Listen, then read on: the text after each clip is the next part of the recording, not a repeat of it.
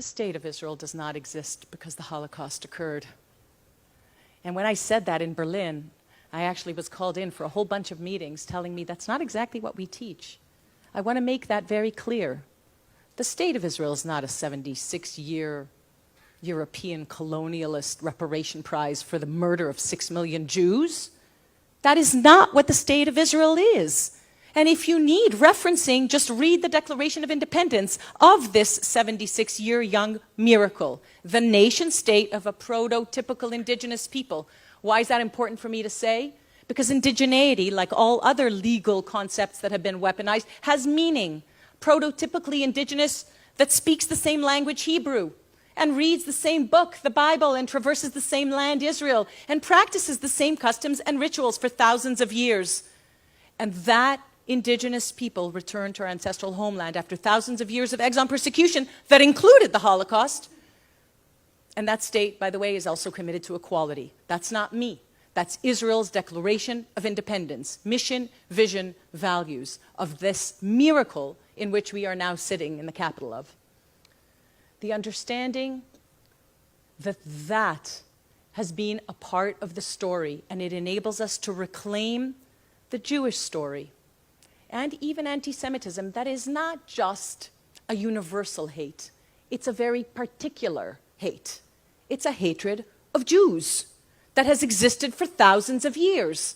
And I mentioned, has mutated over time, developing strains that need to be identified at their time, latching on to guiding social constructs, religion, the Jews as the murderers of Jesus, latching on to science, the Jews as an inferior race, latching on to human rights that was created to ensure an infrastructure that never again.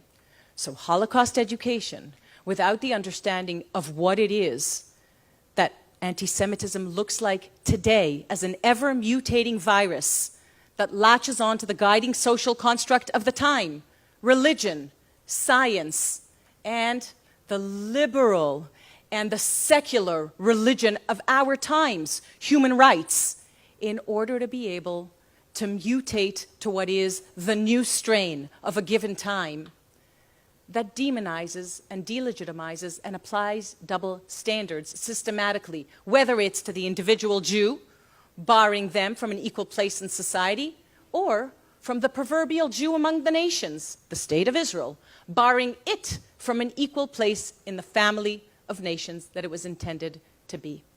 And so the intersection of the responses to 10/7 in international institutions, in university spaces, in social media spaces, and on the streets, pulled off many, many masks that found, for example, people who belonged in progressive spaces completely isolated.